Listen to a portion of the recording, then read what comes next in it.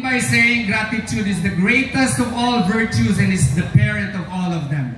Gusto ko pong pasalamatan si Congressman Bong Sontay for having us here at saka ang buong Duterte. Mga kaibigan, ako po si Attorney Israelito Bobetorion. Ako po ang official spokesperson ni Pastor Apollo Sikibuloy. Ako rin yung nag-assist ni Tatay Digong noon sa kanyang kaso at saka yung sa impeachment case ni Inday Sara. Ako po ay nandito dahil gusto ko pong ibahagi sa inyo. Alam ko po, marami sa inyo kumbinsido na mag-Duterte na. Pero ngayong gabi, kumbinsihin ko kayo, walayan ninyo ang lahat na pagdududa ninyo kay Pastor Apollo Sikibuloy at butuhan po ninyo.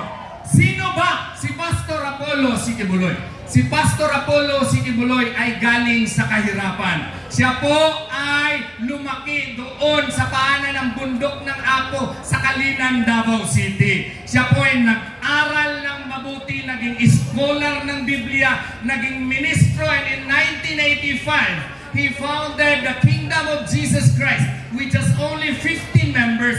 And look at it now. It has 7 million members present in 2,000 cities and 200 countries.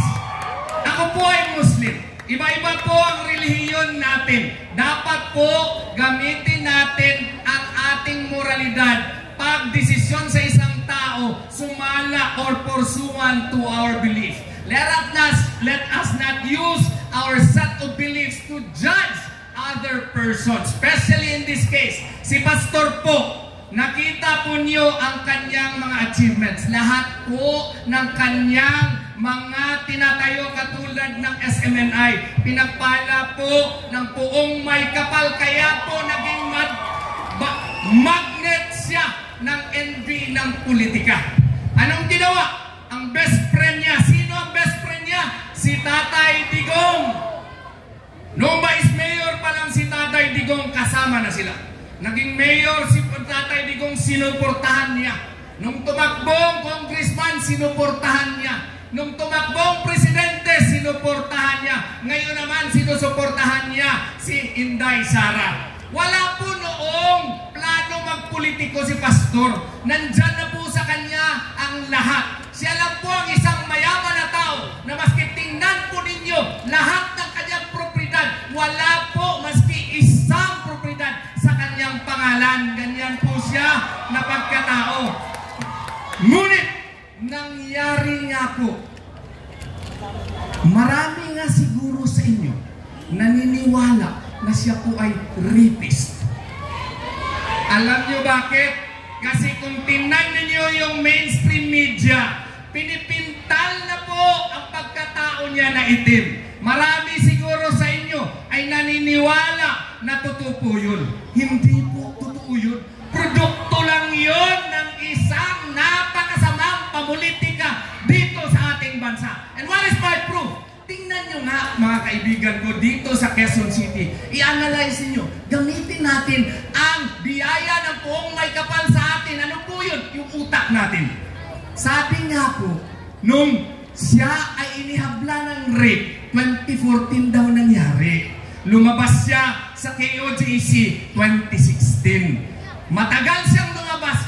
Wala pong kaso. Na-file lang po yung kaso in 2019. 5 years thereafter, pagkatapos po yung complainant, meron ng warrant of arrest sa cyber libel kasi sinisiraan niya si Pastor Apollo Sikibuloy. Mga taga Quezon City, meron ba kayong nakita na rapist na maski punit na panty? Wala. Meron ba kayong rapist na nakita na maski police blatter? Wala. Meron ba kayong rapist na nakita na maski medical certificate? Wala. Meron ba kayong rape case na nakita na pati ang SMNI na mga TV at radyo ipasara? Meron ba kayong rape case na nakita na pati lahat ng pondo ng kanyang mga korporasyon isasara?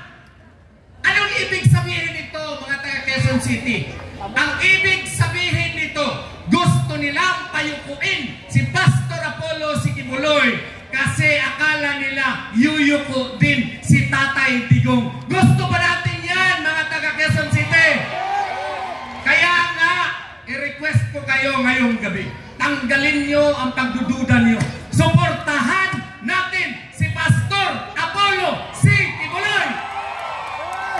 Ano ba ang gagawin din niya? Tatang niya, Atty. Torion, ano naman gagawin niya doon sa Senado? Mga kaibigan ko, yung iba nagsisimula pa lamang. Si Pastor Apollo C. Kibuloy, meron ng Exhibit A. Ano yung Exhibit A? Look at the KOJC. Tingnan nyo, walang bahid na korupsyon. Maski lahat ng mga propriedad wala sa kanyang pangalan. He wants to be your main warrior against corruption. Yun po ang gusto ni Pastor kasi nakikita niya, grabe na ang pamulitika sa ating bansa. Kanser na ang korupsyon ng ating bansa. And what does he want to do with our country? He wants to pass a law amending the Ombudsman Act. Gusto niya na may Truth Commission na magtitingin sa lahat ng mga transaksyon ng gobyerno. At kung may mga korupsyon, filean ito ng kaso at ipataas niya ang ng mga silot dito. Ano ba yung silot sa Tagalog? Tingnan mo, lumabas tuloy ang pagkabisaya ko. Parusa, tama. Maraming salamat po. What he wants to do, ladies and gentlemen, is that he wants to amend the plunder law. Kasi ngayon, kung gusto mong magnakaw, 50 milyones muna bago ka mabitay. Gusto niya i-lower yung threshold nito. Hindi 1 million, 100,000.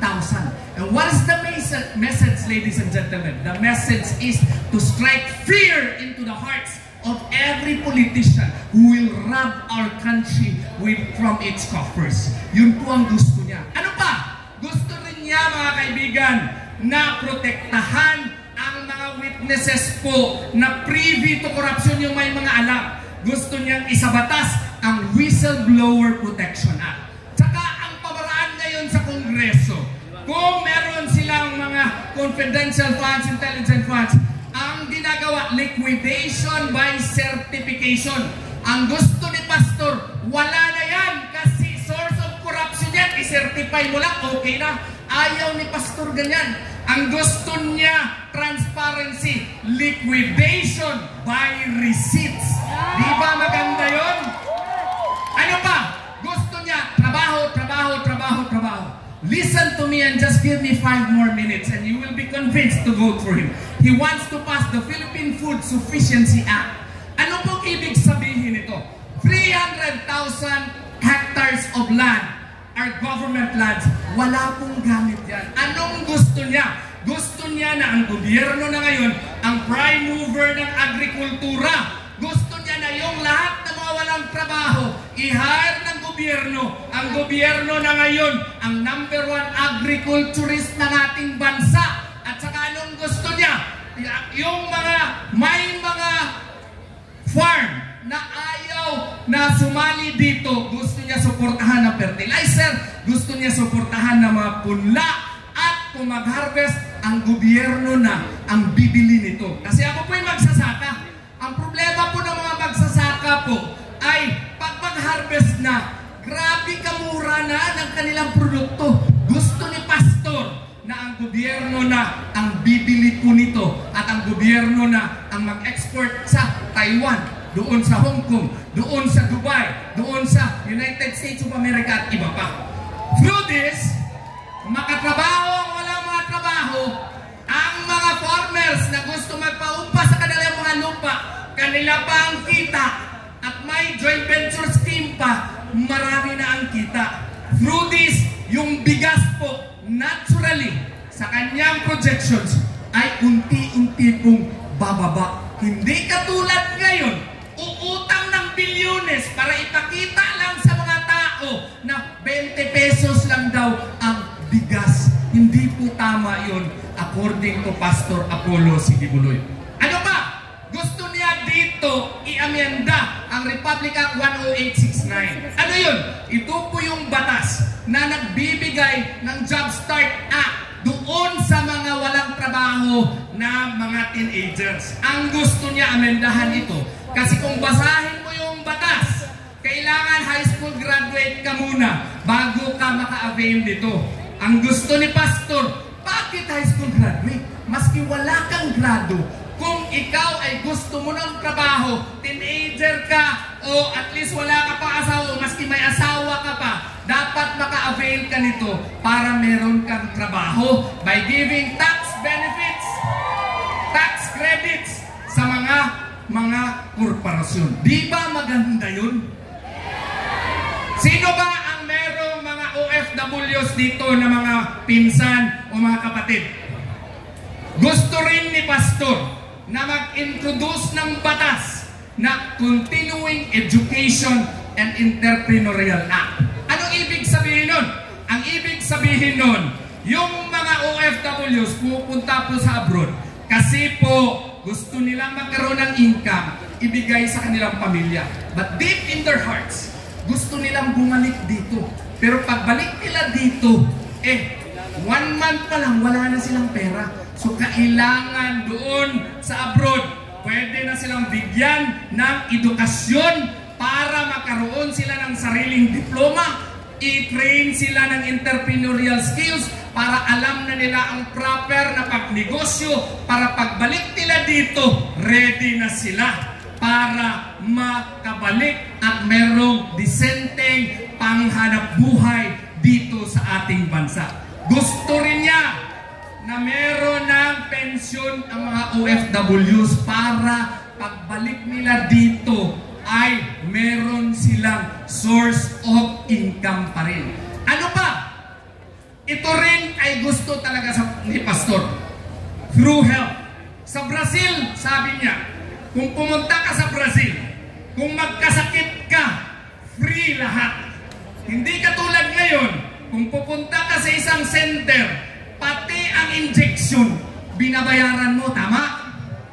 Ang gusto ni Pastor ay maggawa ng batas na isisiguro na ang ating kalusugan pagkapunta mo sa hospital, as much as possible, wala nang bayad. Yan po ang gusto ni Pastor. At saka, gusto niya talaga na lahat ng mga kabataan ay makapag-aral mula sa elementarya at saka sa kolehiyo na walang bayad. Posible ba yun? Try! Choose Pastor Apollo Sikibuloy.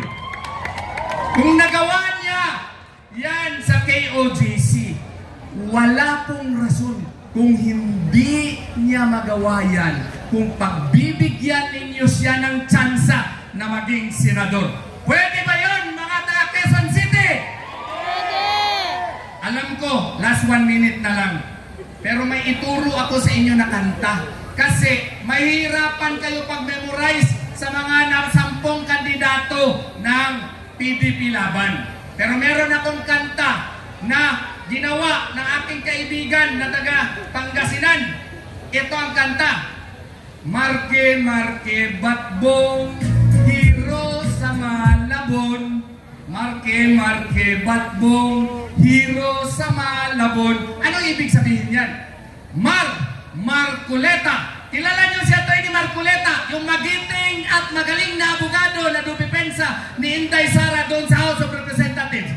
Pwede ba natin siya iboto? Yes. Kibuloy, isang loyal na kaibigan masyado ni Tatay Digong na maski inopera na ng maraming pera, nag-stick pa rin kasi loyal kay Tatay Digong. Kibuloy, pwede ba siya? Bato de la Rosa, dating general, magiting, magaling na senador, dapat ibalik.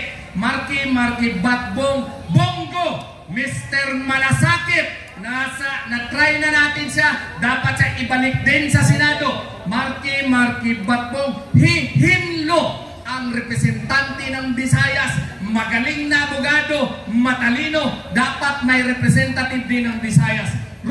Rodriguez, maisog na abogado, matalino, dati executive secretary ni Marcos, ngayon ay hindi niya naiintindihan pamamalakad. Nandito na ngayon kay Tatay Digong. Sa Salvador, premiadong aktor, may puso, dapat natin ilagay sa Senado. Malabon, Mata, Dr. Mata, kailangan natin natin ng doktor sa Senado, Lanambino, magiting, magaling na abogado. Noon pa ito, dapat ito noon pa maging senador. Pagbigyan natin siya, gawin nating senador. Bundok, yan. Gwapo na singer, magaling na singer, abogado pa. Pwede ba tayong kumanta? Okay? Ready? Go!